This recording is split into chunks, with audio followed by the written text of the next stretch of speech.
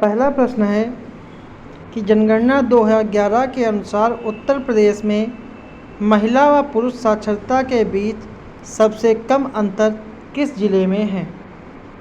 पहला ऑप्शन है महाराजगंज, गौतम बुद्ध नगर, कानपुर नगर और औरैया। जिसका सही जो आंसर है वो आपका है सी ऑप्शन, कानपुर नगर। जनगणना 2011 के अनुसार उत्तर प्रदेश में महिला एवं पुरुष साक्षरता के बीच अंतर जो है वो 20.1% का है, जबकि सर्वाधिक अंतर जो है महाराजगंज और सबसे कम अंतर कानपुर नगर का है। अगला प्रश्न है उत्तर प्रदेश में सिंचित क्षेत्र का सही घटता हुआ क्रम प्रदर्शित करता है, पश्चिमी, केंद्रीय, पूर्वी या बुंदेलखंड। तो अगर इसको हम सही क्रम की बात करें तो सबसे पहले आता है पश्चिमी, फिर उसके बाद आता है केंद्रीय, फिर उसके बाद आता है पूर्वी और फिर उसके बाद आता है बुंदेलखंड। इसलिए इसका ए ऑप्शन जो है वो सही। अगला प्रश्न है निम्नलिखित पर विचार करें। गौतम बुद्ध नगर, कानपुर नगर, औरैया, इटावा, इन जिलों में साक्षरता के अनुसार जिलों का सही घटता क्रम क्या है। 1 2 3 4, 2 1 3 4, 1 3 2 4 या फिर 1 4 2 3। तो अगर इनको सही क्रम कर लगाते हैं तो सबसे घटते क्रम में है, सबसे ज़्यादा जहाँ से साक्षरता है वो है नंबर 1 पे गौतम बुद्ध नगर, नंबर 2 पे आपका आएगा कानपुर, नंबर 3 पे है औरैया और नंबर 4 पे है इटावा। तो इसका सही क्रम जो है वो आपका है 1 2 3 4। अगला प्रश्न है निम्नलिखित युग्मों में से कौन सा बेमेल है।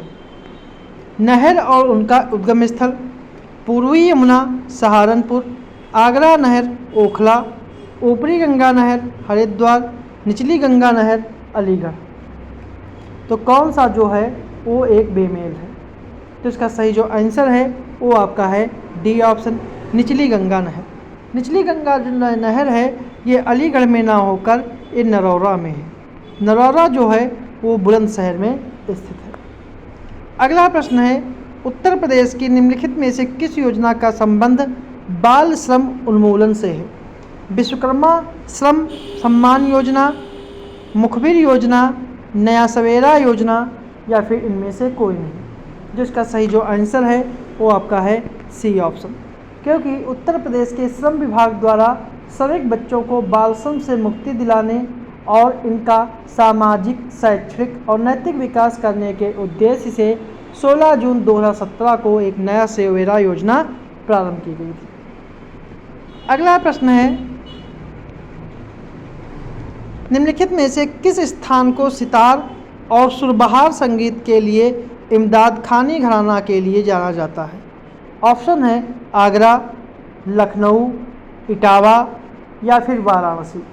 जो इसका सही जो आंसर है वो आपका है सी ऑप्शन, इटावा। इटावा को सितार और सुरबहार संगीत के इमदाद खानी घराने के लिए जाना जाता है। इमदाद खान के पिता साहेब दाद खान एक मशहूर सितार वादक थे और इस घराने के अन्य कलाकारों की बात करें तो उनमें सुजात खान, निषाद खान, बुधादित्य मुखर्जी आदि आते हैं। अगला प्रश्न है निम्नलिखित में से कौन सा कथन doctor Ambedkar institute of technology for handicapped के संदर्भ में सत्य है कि इसकी स्थापना 1997 में आगरा में की गई थी और यह विश्व बैंक द्वारा सहायता प्राप्त है। कौन सा कथन सत्य है, केवल एक, केवल दो, दोनों या फिर दोनों नहीं। जिसका सही जो आंसर है वो आपका है बी ऑप्शन, केवल दूसरा कथन जो है वो सत्य है।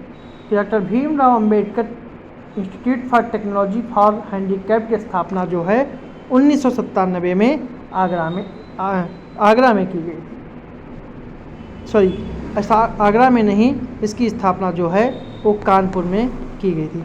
यही कथन जो है वो गलत है, बाकी दूसरा कथन जो है सही है, इसलिए इसका बी ऑप्शन सही है। अगला प्रश्न है उत्तर प्रदेश में विज्ञान प्रौद्योगिकी परिषद का गठन कब किया गया। उत्तर प्रदेश में विज्ञान एवं प्रौद्योगिकी परिषद का गठन कब किया गया? 1955 में, 1975 में, 1980 में या फिर 1995 में? इसका सही जो आंसर है वो आपका है बी ऑप्शन 1975 में।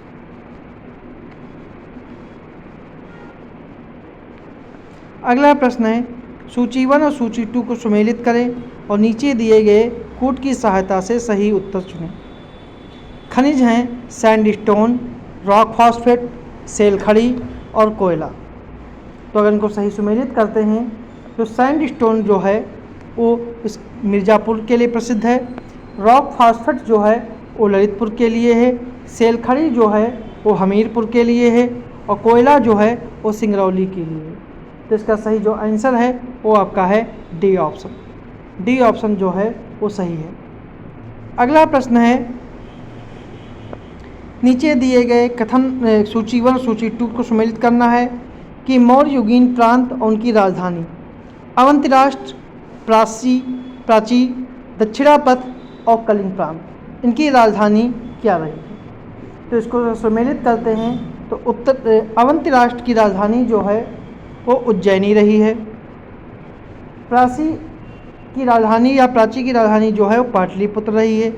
दक्षिणापथ की राजधानी जो है वो सुवर्णगिर थी और कलिंग प्रांत की राजधानी जो थी वो तोसली थी। और इसमें अगर उत्तरापथ को जोड़ दिया जाए तो उत्तरापथ की राजधानी जो है वो तक्षशिला थी। मतलब कुल मिला के 5 प्रांत थे, उत्तरापथ, दक्षिणापथ, अवंती, प्राची और कलिंग, जिसमें उत्तरापथ की राजधानी तक्षशिला, दक्षिणापथ की राजधानी सुवर्णगिरी, अवंत की राजधानी उज्जैनी और प्राची की राजधानी पाटलिपुत्र और कलिंग की राजधानी तोसली थी। अगला प्रश्न है, निम्नलिखित युग्मों में से कौन सा एक सही सुमेलित नहीं है? रेलवे जोन उनके मुख्यालय उत्तर मध्य रेलवे प्रयागराज, उत्तर पूर्वी रेलवे गोरखपुर, दक्षिण पश्चिम रेलवे हुबली, पूर्वी तटीय रेलवे हैदराबाद। तो कौन सा जो है वो सुमेलित नहीं है? जिसका सही जो आंसर है वो आपका है डी ऑप्शन, पूर्वी तटीय रेलवे हैदराबाद। तो पूर्वी तटीय रेलवे जोन का मुख्यालय जो है उड़ीसा के भुवनेश्वर में है और बाकी जो है वो सही सुमेलित है। अगला प्रश्न है, निम्नलिखित उपनिषदों में से किस एक में कृष्ण के प्राचीनतम संदर्भ पाए जाते हैं? कठोपनिषद, मुंडक उपनिषद, छांदोग्य उपनिषद या फिर भागवत गीता? जिसका सही जो आंसर है वो आपका है सी ऑप्शन, छांदोग्य उपनिषद। छांदोग्य उपनिषद में कृष्ण को देवकी पुत्र तथा घोर अंगिरस का शिष्य बताया गया है। कृष्ण भागवत धर्म के प्रवर्तक थे। वासुदेव का पुत्र होने के कारण इन्हें वासुदेव कृष्ण कहा गया। अगला प्रश्न है, जनसंख्या 2011 के संदर्भ में सतत कथन चुने कि देश की कुल नगरीय जनसंख्या का 70.2% वर्ग फर्स्ट के नगरों में निवास करता है। वर्ग फर्स्ट के सर्वाधिक नगर जो हैं उत्तर प्रदेश में स्थित हैं। कौन सा कथन सही है? केवल एक, केवल दो, दोनों या फिर दोनों नहीं? जो इसका सही जो आंसर है वो है आपका डी ऑप्शन, न इसका पहला कथन न इसका दूसरा कथन स्थित है। ठीक है,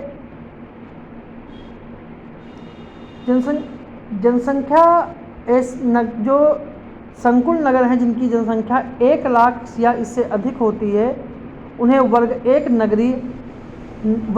के अंतर्गत का संकुल नगर कहलाया जाता है। ठीक है, उन्हें संकुल नगर कहलाया जाता है और भारत में इनकी संख्या जो है वो 468 है। इनमें से सर्वाधिक जो है 64 जो हैं वो उत्तर प्रदेश में स्थित हैं। इसलिए दोनों कथन जो हैं गलत हैं। अगला प्रश्न है, निम्नलिखित कथनों पर विचार कीजिए। मालदीव, हवाई द्वीप, बरमूडा, अल्यूसियन। उपरोक्त में से कौन सा ज्वालामुखी द्वीप का उदाहरण है? 1 और 3, 2 और 4, 1 और 4 और 1, 3, 4। जिसका सही जो आंसर है वो आपका है बी ऑप्शन, 2 और 4। 2 और 4 जो है वो ज्वालामुखी द्वीप का उदाहरण है, जबकि मालदीव और बरमूडा ये दो जो हैं ये प्रवाल द्वीप का उदाहरण है। ये जो हैं वो प्रवाल द्वीप का उदाहरण है। अगला प्रश्न है राष्ट्रीय पादप अनुवांशिक संसाधन ब्यूरो स्थित है देहरादून में, नागपुर में, नई दिल्ली में और भोपाल में। जो इसका सही जो आंसर है वो आपका है सी ऑप्शन, नई दिल्ली में। सही आंसर जो है वो आपका है सी, नई दिल्ली में। अगला प्रश्न है निम्नलिखित कथनों में कौन सा सही है? प्रत्यक्ष विदेशी निवेश संस्थागत विदेशी निवेश की अपेक्षा अधिक स्थायी प्रकृति का होता है। FII व्यापक स्तर पर पूंजी उपलब्धता बढ़ाने में सहायक है। सत्य कथन चुनना है, केवल एक, केवल दो, दोनों या फिर दोनों नहीं। जो इसका सही जो आंसर है वो आपका है सी ऑप्शन, ए और बी दोनों, मतलब कि दोनों कथन जो हैं वो पूर्णतया सही हैं। अगला प्रश्न है रुधिर और रुधिर रोगों का अध्ययन क्या कहलाता है? हिस्टोलॉजी, हेमेटोलॉजी, हर्पेटोलॉजी या फिर मायोलॉजी। जिसका सही जो आंसर है वो आपका है बी ऑप्शन, हेमेटोलॉजी। ठीक है, हिस्टोलॉजी में जो हिस्टोलॉजी है, हिस्टोलॉजी में सूक्ष्मदर्शी के द्वारा अंगों की भौतिक संरचना का अध्ययन किया जाता है। हेमेटोलॉजी में रुधिर और रुधिर के रोगों का अध्ययन किया जाता है। हर्पेटोलॉजी में उभयचर और सरीसृप का अध्ययन किया जाता है और मायोलॉजी में पेशियों का अध्ययन किया जाता है। अगला प्रश्न है निम्नलिखित कथनों पर विचार करें कि जुलाई 2023 में Bangalore world cities culture forum में शामिल होने वाला पहला भारतीय शहर बना और बेंगलोर WCCPF में शामिल होने वाला विश्व का 41वां शहर बना। इनमें से आपको सही कथन चुनना है, केवल एक, केवल दो, दोनों या फिर दोनों नहीं। तो इसका सही जो आंसर है वो आपका है सी ऑप्शन, दोनों कथन इसके जो हैं वो सही हैं, सी ऑप्शन। अगला प्रश्न है जुलाई 2023 में राष्ट्रीय बाघ संरक्षण प्राधिकरण की गणना रिपोर्ट 2022 के अनुसार भारत में सबसे ज़्यादा बाघ वाला राज्य है? कर्नाटक, उत्तराखंड, मध्य प्रदेश या फिर महाराष्ट्र। जिसका सही जो आंसर है वो आपका है सी ऑप्शन। सबसे ज़्यादा बाघ जो हैं वो मध्य प्रदेश में है। इनकी संख्या के अनुसार 785 बाघ जो है मध्य प्रदेश में है। इसके बाद दूसरा स्थान जो आता है वो है कर्नाटक।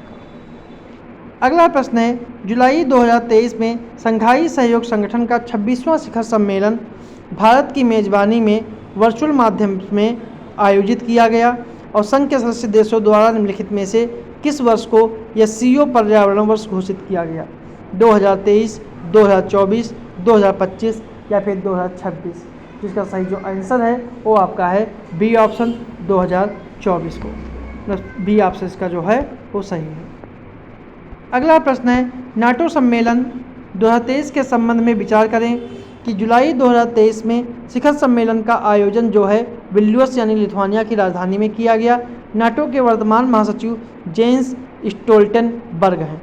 सही कथन में से चुनना है, तो केवल एक, केवल दो, दोनों या फिर दोनों नहीं। जिसका सही जो आंसर है वो आपका है सी ऑप्शन, इसके दोनों कथन जो हैं वो सत्य हैं। अगला प्रश्न है जुलाई 2023 में अक्टान द्वारा जारी वर्ल्ड इन्वेस्टमेंट रिपोर्ट 2023 के अनुसार वर्ष 2022 में शीर्ष FDI प्रवाह वाले देशों में भारत का स्थान रहा 5वां, 7वां, 8वां और 10वां। जो इसका सही जो आंसर है वो आपका है सी ऑप्शन, ठीक है, 8वां।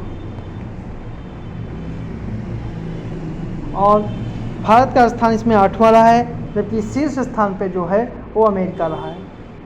अगला प्रश्न है जुलाई 2023 में उत्तर प्रदेश में किस स्थान पर भारत के पहले पुलिस संग्रहालय की स्थापना की गई? नोएडा, गाजियाबाद, मेरठ या फिर आगरा। जिसका सही जो आंसर है वो आपका है बी ऑप्शन, गाजियाबाद। अगला प्रश्न है निम्नलिखित युग्मों में से कौन सा एक सही सुमेलित नहीं है? राकेश पाल, महानिदेशक ICG, AP शाही, अध्यक्ष उपभोक्ता विवाद निवारण आयोग, रवि सिन्हा, राके प्रमुख और या फिर सभी सुमेलित हैं। जिसका सही जो आंसर है वो आपका है डी ऑप्शन, कि इसके सभी जो हैं वो सभी सुमेलित हैं। अगला प्रश्न है निम्नलिखित कथनों पर विचार कीजिए। Nomadic elephant 2023, साल्वेक्स 2023, JIMEX 2023। तो कौन सा देश उससे संबंधित है, कौन सा सुमेलित सही है? 1 और 2, 2 और 3, 1 और 3 और 1, 2, 3। जिसका सही जो आंसर है वो आपका है डी ऑप्शन 1, 2, 3। मतलब कि तीनों जो हैं वो सही सुमेलित हैं। अगला प्रश्न है, जुलाई 2023 में निम्नलिखित में से किस देश ने ग्लोबल गिब्बन नेटवर्क की पहली बैठक का आयोजन किया गया? दक्षिण अफ्रीका, चीन, मिस्र और रूस। दक्षिण अफ्रीका, चीन, मिस्र और रूस। जिसका सही जो आंसर है वो आपका है बी ऑप्शन चीन। जुलाई 2023 में ग्लोबल गिब्बन नेटवर्क की पहली बैठक का आयोजन चीन में किया गया। यह बैठक जो है 7 से 9 जुलाई के मध्य किया गया और यह चीन के हैनान प्रांत में हुई थी। इस नेटवर्क की स्थापना जो है 2020 में हुई थी। अगला प्रश्न है, जुलाई 2023 में आए तालिम नामक चक्रवाती तूफान से कौन सा देश सर्वाधिक प्रभावित हुआ? चीन, म्यांमार, बांग्लादेश या फिर भारत। जिसका सही जो आंसर है वो आपका है ए ऑप्शन चीन। क्योंकि जुलाई 2023 में आए तालिम नामक चक्रवाती तूफान से चीन प्रभावित हुआ और तालिम नाम का उपयोग पश्चिमी प्रशांत महासागर में उष्णकटिबंधीय चक्रवातों के लिए किया जाता है।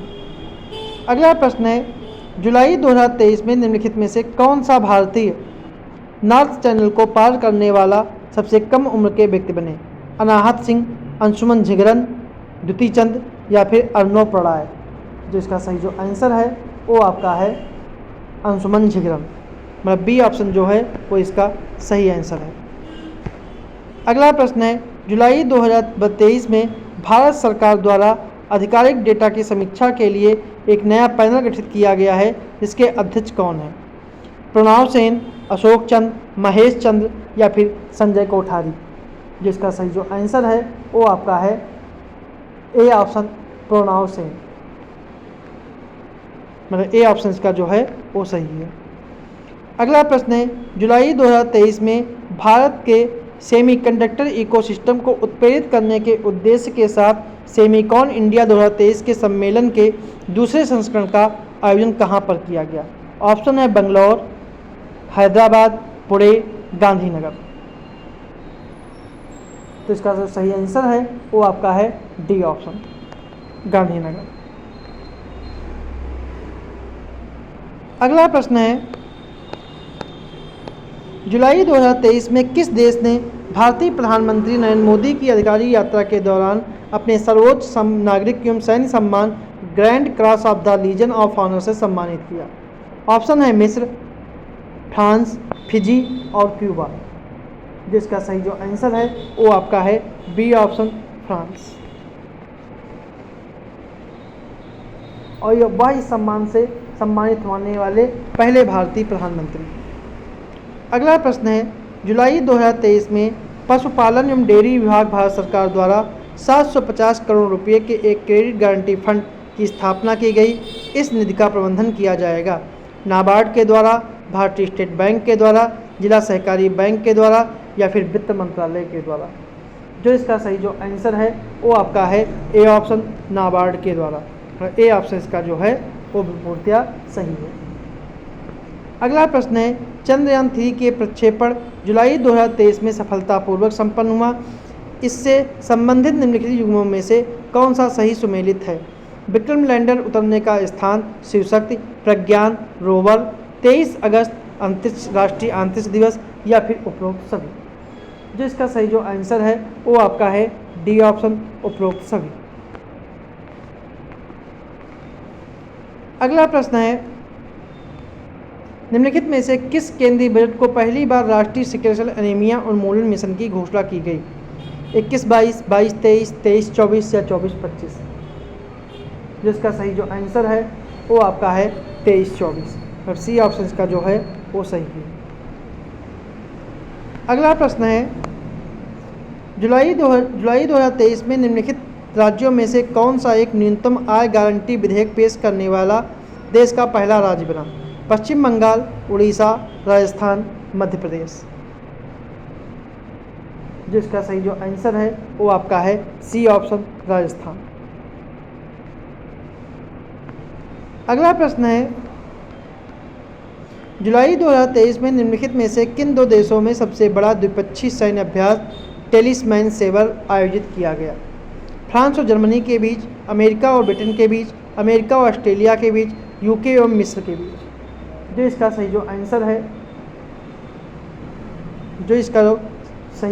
है वो आपका है सी ऑप्शन, अमेरिका और ऑस्ट्रेलिया के बीच, मतलब सी ऑप्शन इसका जो है वो पूर्णतः सही। अगला प्रश्न है, जुलाई 2023 में निम्नलिखित राज्यों में से कौन सा एक क्रेच नीति यानी शिशु गृह योजना लागू करने वाला देश का पहला राज्य बना? ऑप्शन है हरियाणा, केरल, राजस्थान या फिर हिमाचल प्रदेश। जिसका सही जो आंसर है वो आपका है ए ऑप्शन, हरियाणा।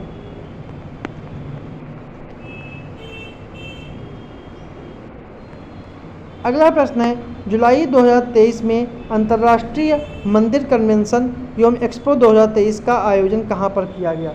वाराणसी, त्रिशूर, मथुरा या फिर सूरत।